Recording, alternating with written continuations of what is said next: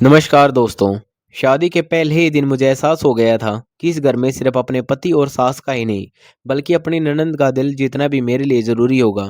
मेरे पति कार्तिक मुझसे बहुत प्यार करते थे। उन्हें मेरी छोटी छोटी बातें भी खुश कर देती थी। मेरी सास भी शांत स्वभाव की थी, लेकिन असली परेशानी मेरी ननंद मिताली थी। उनकी उम्र 36 साल हो चुकी थी और अब तक उनकी शादी नहीं हुई थी। इसी वजह से वे अक्सर उदास और चिड़चिड़ी रहती थी। कार्तिक अपनी बड़ी बहन का बहुत सम्मान करते थे, इसलिए उनकी किसी बात का जवाब नहीं देते थे। एक दिन कार्तिक मेरे लिए लाल रंग की सुंदर चूड़ियां लेकर आए। उन्होंने मुस्कुराते हुए कहा, जिया, मुझे लगा ये चूड़ियां तुम्हारे हाथों में बहुत अच्छी लगेंगी। उनकी खुशी देखकर मैंने तुरंत चूड़ियां पहन ली। जब भी मैं घर में इधर उधर काम करती तो चूड़ियों की हल्की खनक पूरे घर में गूंज जाती। तभी मिताली दीदी अपने कमरे से बाहर आई। उनके चेहरे पर नाराजगी साफ दिखाई दे रही थी। उन्होंने गुस्से में कहा, तुम्हें ये चूड़ियां भी ही पहननी थी? क्या तुम्हें मेरी भावनाओं का जरा भी ख्याल नहीं है? मैं घबरा गई और धीरे से बोली, दीदी, ऐसी कोई बात नहीं है। कार्तिक जी मेरे लिए चूड़ियां लाए थे, इसलिए मैंने पहन ली। मेरा आपको दुख पहुंचाने का बिल्कुल भी इरादा नहीं था। लेकिन मेरी बात सुनकर वह और ज्यादा भावुक हो गई। उनकी आंखों से आंसू निकलने लगे। उनकी आवाज सुनकर कार्तिक और मम्मी जी भी अब बाहर आ गए। मम्मी जी ने मिताली को संभालते हुए पूछा, बेटी क्या हुआ? मिताली ने रोते हुए कहा, भाभी ने मुझे ऐसा महसूस कराया जैसे मैं इस घर पर बोझ हूँ और मुझे खुश रहने का कोई हक नहीं है। मैंने तुरंत कहा, मम्मी जी, मैंने ऐसा कुछ भी नहीं कहा। शायद दीदी मेरी बात का गलत मतलब समझ गई हैं। इतना सुनते ही मिताली गुस्से में मेरे पास आई और आवेश में आकर मुझे थप्पड़ मार दिया। एक पल के लिए पूरा घर बिल्कुल शांत हो गया। मेरे गाल पर दर्द से ज्यादा चोट मेरे दिल को लगी थी। मैं उम्मीद कर रही थी कि कार्तिक मेरे साथ खड़े होंगे, लेकिन वे कुछ पल तक बिल्कुल चुप रहे। उनकी यही खामोशी मुझे सबसे ज्यादा चुभ रही थी। मेरी आंखों में आंसू आ गए। मैं कभी कार्तिक को देखती तो कभी मिताली दीदी को। मुझे यकीन ही नहीं हो रहा था कि शादी के कुछ ही महीनों में मेरे साथ ऐसा दिन भी आएगा। मैं कुछ बोले बिना अपने कमरे में चली गई। कमरे में पहुंचते ही मेरे कदम लड़खड़ा गए। मैं बिस्तर पर बैठ गई और देर तक रोती रही। मेरे मन में बार बार यही सवाल उठ रहा था कि क्या मेरी इज्जत की कोई कीमत नहीं है? क्या मेरी बात सुने बिना ही मुझे गलत मान लिया गया? थोड़ी देर बाद मैंने अपना बैग निकाला और कपड़े रखने लगी। मन में कहीं न कहीं उम्मीद थी कि कार्तिक कमरे में आएंगे और मुझे रोकेंगे, मेरा हाथ पकड़कर कहेंगे कि जिया, तुम कहीं नहीं जाओगी, और दीदी अपनी गलती मानेंगी। लेकिन 1 घंटा बीत गया। दरवाजे पर किसी ने दस्तक नहीं दी। मेरी उम्मीद धीरे धीरे टूटती जा रही थी। आखिर मैंने बैग उठाया और कमरे से बाहर आ गई। बाहर देखा तो कार्तिक, मम्मी जी और मिताली आपस में धीमी आवाज में बात कर रहे थे। मैंने देखकर कार्तिक तुरंत मेरे पास आई और बोले, जिया, ये बैग लेकर कहाँ जा रही हो? मैंने शांत लेकिन टूटे हुए स्वर में कहा, जिस घर में सम्मान न मिले वहाँ रुकना मुश्किल हो जाता है। मैं कुछ दिन अपने मायके जा रही हूँ। कार्तिक ने मुझे समझाने की कोशिश की और बोले, जल्दबाजी मत करो, हम बैठकर आराम से बात करेंगे। मैंने कहा, बात तब होती है जब मेरी बात सुनने वाला कोई होता। आज मुझे सबसे ज़्यादा दुख आपकी खामोशी ने दिया है। तभी मम्मी जी ने सख्त आवाज़ में कहा, अगर बहू जाना चाहती है तो उसे मत रोको। मैं कुछ पल के लिए उन्हें देखती रह गई। मुझे लगा था वे मुझे रोकेंगे, लेकिन ऐसा कुछ नहीं हुआ। मैंने एक नज़र कार्तिक की तरफ देखा। उन्होंने नज़रें झुका ली। उसी पल मुझे एहसास हुआ कि कभी कभी खामोशी भी बहुत बड़ा जवाब होती है। मैं घर से बाहर निकली, एक टैक्सी रोकी और अपने मायके की तरफ चल पड़ी। मेरा मायका और ससुराल एक ही शहर में था, इसलिए वहां पहुंचने में ज़्यादा समय नहीं लगा। जैसे ही मैंने दरवाज़ा खटखटाया, मेरे बड़े भाई रिदम ने दरवाज़ा खोला। मुझे बैग के साथ रोती हुई हालत में देखकर उनके चेहरे का रंग उड़ गया। उन्होंने घबरा कर पूछा, जिया, क्या हुआ? तुम इस हालत में क्यों आई हो? इतना सुनते ही मैं भाई के गले लगकर फूट फूट कर रो पड़ी। मेरी आवाज़ सुनकर मम्मी और मेरी छोटी बहन रिया भी बाहर आ गई। मम्मी ने तुरंत मुझे अंदर बैठाया और पानी दिया। जब मैं थोड़ी संभली तो उन्होंने प्यार से पूछा, अब आराम से बताओ, आखिर बात क्या हुई? मैंने रोते हुए पूरी घटना शुरू से आखिर तक सब बता दी। मैंने बताया कि कार्तिक मेरे लिए लाल चूड़ियाँ लेकर आए थे। मैंने उन्हें खुशी से पहन लिया, लेकिन मिताली दीदी ने मेरी बात का गलत मतलब निकाल लिया और सबके सामने मुझे थप्पड़ मार दिया। सबसे ज़्यादा दुख इस बात का हुआ कि कार्तिक मेरे लिए एक शब्द भी नहीं बोले। मेरी बात सुनकर भाई का चेहरा गुस्से से लाल हो गया। उन्होंने कहा, अगर कार्तिक वहाँ मौजूद थे तो उन्हें तुम्हारा साथ देना चाहिए था। मम्मी ने भाई को शांत किया और मुझे अपने पास बिठाकर बोली, बेटा, अभी तुम किसी बात की चिंता मत करो, पहले अपने मन को शांत करो। शाम को जब तुम्हारे पापा आएंगे तब मिलकर फैसला करेंगे। मैं चुपचाप अपने कमरे में चली गई। रिया मेरे पास बैठ गई। उसने मेरा हाथ पकड़कर कहा, दीदी, मैं पहले भी कहती थी कि मिताली दीदी के मन में अपनी ज़िंदगी को लेकर बहुत दुख है। शायद इसी वजह से वे छोटी छोटी बातों पर भी परेशान हो जाती हैं, लेकिन इसका मतलब यह नहीं कि वो आपके साथ ऐसा व्यवहार करें। मैं बिना कुछ बोले उसकी बातें सुनती रही। थोड़ी देर बाद मेरी नज़र दीवार पर टंगी अपनी शादी की तस्वीर पर पड़ी, जो मैं अपने साथ लेकर आई थी। तस्वीर देखते ही मुझे पुराने दिन याद आने लगे। मैं और कार्तिक कई साल पहले एक दूसरे से मिले थे। उस समय मैं 20 साल की थी और आगे की पढ़ाई कर रही थी, जबकि कार्तिक अपनी नौकरी शुरू कर चुके थे। धीरे धीरे हमारी बातचीत बढ़ी और फिर दोनों ने एक दूसरे को जीवन साथी बनाने का फैसला कर लिया। हमने कभी जल्दबाजी नहीं की, बल्कि अपने परिवार को रजामंदी का इंतज़ार किया। कार्तिक हमेशा कहते थे कि वे अपने परिवार की खुशी के साथ ही शादी करेंगे, लेकिन उनकी एक चिंता हमेशा रहती थी। वे कहते थे, जब तक दीदी की ज़िंदगी भी सही रास्ते पर नहीं आ जाती, तब तक मैं पूरी तरह निश्चित नहीं हो सकता। समय बीतता गया, लेकिन मिताली दीदी का रिश्ता तय नहीं हो पाया। इधर मेरे घर में भी मेरी शादी की बातें शुरू होने लगी। एक दिन मैंने कार्तिक से कहा, अगर तुम घर पर बात नहीं करोगे तो मेरे लिए मुश्किल हो जाएगा। तब उन्होंने अपने परिवार से खुलकर बात की। दोनों परिवारों ने एक दूसरे के बारे में जानकारी ली और आखिरकार हमारी शादी तय हो गई। उस समय पापा ने मुझसे एक बात कही थी, जिसे मैं आज तक नहीं भूल पाई। उन्होंने कहा, बेटा, हमें कार्तिक से कोई शिकायत नहीं, लेकिन हमें डर है कि कहीं उनकी बहन का दुख तुम्हारी ज़िंदगी पर असर न डाल दे। उस समय मैंने मुस्कुराकर कहा था, पापा, जब पति का साथ हो तो हर मुश्किल आसान हो जाती है। आज वही बात याद करके मेरी आंखें फिर भर आई, क्योंकि जिस साथ पर मुझे सबसे ज़्यादा भरोसा था, वही साथ उस दिन मुझे नहीं मिला। शाम को पापा घर लौटे तो मम्मी ने उन्हें सारी बात बता दी। जब सब सुनने के बाद पापा काफ़ी देर तक चुप बैठे रहे। फिर उन्होंने मेरे सिर पर हाथ रखकर कहा, बेटा, जब तक तुम्हें पूरा सम्मान नहीं मिलेगा, तब तक तुम्हें कोई भी ज़बरदस्ती वहाँ नहीं भेजेगा। ये घर तुम्हारा अपना है।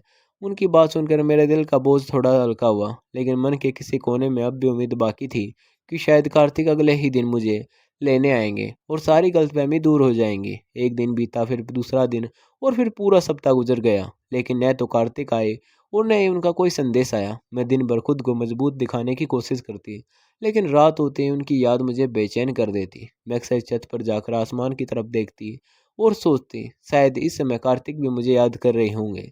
मम्मी मेरी हालत समझ रही थी, लेकिन उन्होंने साफ कह दिया था कि जब तक कार्तिक खुद तुम्हें लेने नहीं आएंगे, तब तक तुम अपनी तरफ से कोई फ़ोन या संदेश नहीं करोगी। मैंने उनकी बात मान ली, लेकिन दिल को समझाना आसान नहीं था। हर दिन मेरे लिए पहले से ज़्यादा लंबा लगने लगा और मैं बस इस इंतज़ार में थी कि कब वह दरवाजे पर आएंगे और कहेंगे, जी हाँ, चलो घर चलते हैं। पूरा एक हफ्ता बीत चुका था। बाहर से मैं सामान्य दिखने की कोशिश करती, लेकिन अंदर ही अंदर हर पल कार्तिक को याद करके टूट जाती थी। रात को नींद नहीं आती थी और दिन में किसी काम में मन नहीं लगता था। मम्मी और रिया मुझे हंसाने की कोशिश करती, लेकिन मेरी मुस्कान जैसे कहीं खो गई थी। एक रात करीब 2 बजे मेरी बेचैनी इतनी बढ़ गई कि मैंने मम्मी की बात भूलकर कार्तिक को फ़ोन लगा दिया। घंटी बजते ही उन्होंने तुरंत फ़ोन उठा लिया। उनकी आवाज़ सुनते ही मेरी आंखों से आंसू बहने लगे। मैंने भर्राई आवाज़ में पूछा, क्या आपको मेरी बिल्कुल भी याद नहीं आई? कार्तिक ने धीमे से स्वर में कहा, जिया, ऐसा मत कहो। मैं हर दिन तुम्हें याद करता हूँ।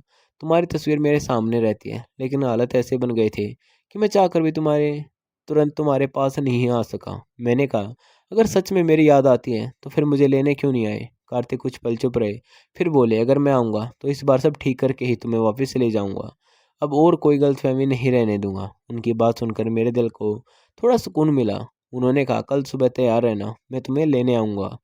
फ़ोन कटने के बाद कई दिनों बाद पहली बार मुझे चैन की नींद आई। सुबह जल्दी उठकर मैंने स्नान किया और हल्के रंग का सुंदर सूट पहन लिया। हल्का सा श्रृंगार किया तो रिया मुस्कुराकर बोली, दीदी, लगता है आज कोई खास बात है। मैंने मुस्कुराते हुए कहा, पता नहीं क्यों, आज मन बहुत हल्का लग रहा है। दोपहर होते होते घर के बाहर गाड़ी आकर रुकी। खिड़की से देखा तो कार्तिक अपनी माँ और मिताली दीदी के साथ आए थे। उन्हें देखकर मेरा दिल तेजी से धड़कने लगा। मम्मी ने दरवाज़ा खोला, लेकिन उनके चेहरे पर नाराज़गी साफ दिखाई दे रही थी। उन्होंने सभी को अंदर बैठाया। कुछ ही देर बाद पापा भी ऑफिस से आ गए। घर का माहौल गंभीर हो गया। सबसे पहले कार्तिक ने पापा से कहा, अंकल, उस दिन जो हुआ वह नहीं होना चाहिए था। मैं अपनी चुप्पी के लिए आप सबसे माफ़ी मांगता हूँ। मुझे उसी समय जिया का साथ देना चाहिए था। उनकी बात सुनकर मेरी आंखें भर आई, क्योंकि यही शब्द मैं इतने दिनों से सुनना चाहती थी। तभी मिताली दीदी उठी और मेरे सामने आकर हाथ जोड़कर बोली, जिया, मुझसे बहुत बड़ी गलती हो गई। उस दिन मैं अपने दुख और गुस्से पर काबू नहीं रख पाई। मैंने तुम्हारी बात का गलत मतलब निकाल लिया। अगर हो सके तो मुझे माफ़ कर दो। मैं कुछ पल तक उन्हें देखती रही। उनके चेहरे पर इस बार गुस्सा नहीं, बल्कि सच्चा पछतावा दिखाई दे रहा था। मम्मी ने कहा, गलती मान लेना अच्छी बात है, लेकिन आगे ऐसा कभी नहीं होना चाहिए। पापा ने भी साफ शब्दों में कहा, हमारी बेटी का सम्मान सबसे पहले है। अगर आगे कभी उसके साथ ऐसा व्यवहार हुआ तो हमें उसे दोबारा वहाँ नहीं भेजेंगे। कार्तिक ने तुरंत कहा, ऐसा कभी नहीं होगा, मैं वादा करता हूँ। उनकी बात सुनकर पापा ने मेरी तरफ देखा और बोले, फैसला तुम्हारा होगा, अगर तुम जाना चाहो तभी जाओ। मैंने कुछ देर सोचने के बाद कहा, मैं एक मौका और देना चाहती हूँ, आखिर यह मेरा भी घर है। मम्मी ने मुझे गले लगा लिया और धीरे से कहा, अपना सामान हमेशा सबसे ऊपर रखना। मैं कार्तिक के साथ अब वापस ससुराल आ गई, लेकिन इस बार घर का माहौल पूरी तरह बदला हुआ था। मम्मी जी मुझे किसी काम के लिए मना कर देती, मिताली दीदी भी पहले की तरह नाराज रहने के बजाय हर समय मेरे साथ बैठती और प्यार से बातें करती। कार्तिक भी पहले से ज़्यादा मेरा ध्यान रखने लगे। शुरू में मुझे लगा शायद सबको अपनी गलती का एहसास हो गया है, इसलिए सब बदल गए हैं। लेकिन कुछ दिनों बाद मुझे ये महसूस होने लगा कि इस बदलाव के पीछे कोई और वजह भी है। एक दिन मैं रसोई में सब्जी काट रही थी, तभी मम्मी जी मेरे पास आकर बैठ गई। उन्होंने सामान्य अंदाज में पूछा, जिया तुम्हारे भाई रिदम की उम्र कितनी है? मैंने कहा, 25 साल। वह भी अपने काम पर ध्यान दे रहे हैं। मम्मी जी कुछ पल सोचती रही, फिर बोली, अगर घर में समझदार लोग हों तो उम्र का अंतर कभी बड़ा नहीं बात नहीं बनती। मैं उनकी बात का मतलब समझ नहीं पाई। मैंने मुस्कुराकर कहा, हर परिवार की अपनी अपनी सोच होती है। उन्होंने फिर कहा, अगर दो अच्छे इंसान एक दूसरे को समझें तो रिश्ता मजबूत बनता है। मैं चुप रही, लेकिन मेरे मन में हल्की सी बेचैनी पैदा हो गई। उसी शाम मैंने मम्मी को फ़ोन करके सारी बात बता दी। मम्मी कुछ पल चुप रही, फिर बोली, जिया मुझे लगता है तुम्हारी सास के मन में कोई और बात चल रही है। तुम फिलहाल कोई वादा मत करना और न ही किसी बात के लिए हाँ कहना। मैंने मम्मी को भरोसा दिलाया कि मैं बिना घर वालों से बात किए कोई फैसला नहीं लूँगी। फ़ोन रखने के बाद भी मेरा मन शांत नहीं हुआ। मुझे महसूस होने लगा था कि आगे आने वाले दिनों में मेरी ज़िंदगी में एक नया मोड़ आने वाला है। अगले दिन मम्मी जी ने मुस्कुराकर हुआ कहा, जिया आज तुम मिताली के साथ बाजार चली जाना, उसे कुछ ज़रूरी सामान लेना है। मैंने पूछा, आखिर बात क्या है? मम्मी जी खुशी छुपाते हुए बोली, भगवान ने आखिर मेरी बेटी की भी सुन ली, उसका रिश्ता तय हो गया है और आज ही कुछ तैयारियां करनी हैं। उनकी बात सुनकर मैं हैरान रह गई, लेकिन मन ही मन खुशी भी हुई। मैंने सोचा, चलो अब इस घर की सबसे बड़ी चिंता भी खत्म हो जाएगी। मैं और मिताली दीदी बाजार गए। उन्होंने गुलाबी रंग की बहुत सुंदर लहंगा पसंद किया। रास्ते में मैंने मुस्कुराकर पूछा, दीदी इतना अचानक सब कैसे हो गया? अभी कुछ दिन पहले तक तो कोई बात भी नहीं चल रही थी। मिताली दीदी बस हल्का सा मुस्कुरा दी और बोली, कभी कभी भगवान सही समय पर सब ठीक कर देता है। घर लौटने के बाद मैंने उसका मन लगाकर श्रृंगार किया। उन्हें देखकर लगा जैसे उनके चेहरे की पुरानी उदासी कहीं गायब हो गई हो। मैं भी अपने कमरे में जाकर तैयार होने लगी, लेकिन जैसे ही बाहर निकलने लगी तो देखा कि दरवाज़ा बाहर से बंद था। पहले मुझे लगा शायद गलती से बंद हो गया होगा। मैंने आवाज़ लगाई, लेकिन किसी ने जवाब नहीं दिया। काफ़ी देर बाद दरवाज़ा खुला, सामने कार्तिक खड़े थे और उनके पीछे मम्मी जी। कार्तिक ने आश्चर्य से पूछा, जिया तुम यहाँ बंद कैसे हो? मैंने नाराज़ होकर कहा, यही तो मैं जानना चाहती हूँ। तब मम्मी जी ने धीरे धीरे सारी बात बताई। उन्होंने कहा, जल्दी में हमने मंदिर में सादगी से शादी करा दी। सब कुछ इतनी जल्दी हुआ कि किसी को बुलाने का समय ही नहीं मिला। कार्तिक ये सुनकर हैरान रह गए। उन्होंने कहा, मम्मी कम से कम मुझे तो बता देती, मैं अपनी बहन की शादी में शामिल भी नहीं हो पाया। मम्मी जी ने उनसे माफ़ी मांगी और कहा, मुझे डर था कि कहीं फिर कोई रुकावट न आ जाए, इसलिए मैंने जल्दी फैसला कर लिया। बात वहीं ख़त्म हो गई, लेकिन मेरे मन में एक सवाल बार बार उठ रहा था, आखिर मिताली दीदी की शादी किससे हुई है? जब भी मैं पूछती मम्मी जी बात टाल देती। धीरे धीरे 2 महीने बीत गए, लेकिन न मैं और न ही कार्तिक अपने नए रिश्तेदारों से मिल पाए। एक दिन संयोग से मिताली दीदी का वीडियो कॉल आया। मैं भी पास ही खड़ी थी। जैसे ही मेरी नज़र स्क्रीन पर गई, मेरे होश उड़ गए। वहाँ मुझे अपने पापा दिखाई दिए। मेरा दिल तेज़ी से धड़कने लगा। एक पल के लिए मुझे लगा कि शायद मैंने कुछ गलत देख लिया है। मैं घबराकर उसी समय मायके पहुँच गई। मम्मी और पापा दोनों मेरे चेहरे की हालत देखकर घबरा गए। मैंने भावुक होकर पूछा, पापा आखिर सच क्या है? मैंने वीडियो कॉल पर आपको मिताली दीदी के घर में देखा है। कुछ पल के लिए पूरे घर में सन्नाटा छा गया। फिर पापा ने गहरी सांस लेते हुए कहा, बेटा पहले मेरी पूरी बात सुन लो। जैसा तुम सोच रही हो वैसा बिल्कुल नहीं है। मैं वहाँ इसलिए था क्योंकि मिताली अब हमारी बहू है। मैंने हैरानी से पूछा, इसका क्या मतलब है? पापा ने शांत स्वर में कहा, मैंने मिताली और रिदम की शादी करवा दी है। ये सुनते ही मैं और मम्मी दोनों स्तब्ध रह गए। मम्मी की आंखों से आंसू निकल पड़े। उन्होंने कहा, इतना बड़ा फैसला हमसे बिना पूछे कैसे कर लिया? पापा ने कहा, मैंने दोनों से अलग अलग बात की, दोनों ने अपनी इच्छा से इस रिश्ते को स्वीकार किया। मैंने किसी पर कोई दबाव नहीं डाला। मुझे लगा अगर दो समझदार लोग अपनी मर्जी से साथ रहना चाहते हैं तो हमें उनका साथ देना चाहिए। उम्र का अंतर मेरे लिए सबसे बड़ी बात नहीं थी, बल्कि उनका आपसी सम्मान और समझ ज़्यादा महत्वपूर्ण था। कुछ दिनों बाद रिदम भी घर आया। उसने मुस्कुराकर कहा, दीदी आप चिंता मत करो, मैं अपने फैसले से खुश हूँ। मिताली भी अब पहले से जैसी नहीं रही थी, वह पूरे मन से इस रिश्ते को निभा रही थी। धीरे धीरे मुझे भी महसूस होने लगा कि मिताली दीदी सचमुच बदल चुकी हैं। उन्होंने अपने पूरे नए व्यवहार के लिए कई बार मुझसे माफ़ी मांगी।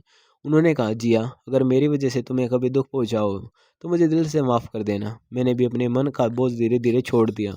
मुझे समझ आ गया कि इंसान की पहचान उसकी उम्र से नहीं बल्कि उसके व्यवहार और इरादों से होती है। कार्तिक ने भी उस दिन की अपनी चुप्पी के लिए फिर से माफ़ी मांगी और वादा किया कि आगे से हर परिस्थिति में मेरा साथ देगा। समय के साथ दोनों परिवारों के रिश्ते फिर से सामान्य होने लगे। मम्मी ने भी धीरे धीरे मिताली को स्वीकार कर लिया। घर में पहले जैसी हंसी लौट आई। उस दिन मुझे एहसास हुआ कि रिश्ते तभी मजबूत बनते हैं जब उनमें सम्मान, विश्वास और माफ़ी के लिए जगह हो। कभी कभी ज़िंदगी ऐसे फैसले हमारे सामने रख देती है जो शुरुआत में गलत लगते हैं, लेकिन समय के साथ उनका दूसरा पहलू भी दिखाई देने लगता है। आखिर मैंने भी मन की सारी शिकायतें छोड़कर अपने परिवार को एक मौका दिया और शायद यही फैसला हम सब के लिए सबसे सही साबित हुआ। दोस्तों, आपको हमारी कहानी कैसी लगी हमें कमेंट करके ज़रूर बताएं, और आप हमारे चैनल पर नए हैं तो प्लीज़ हमारे चैनल को सब्सक्राइब करना न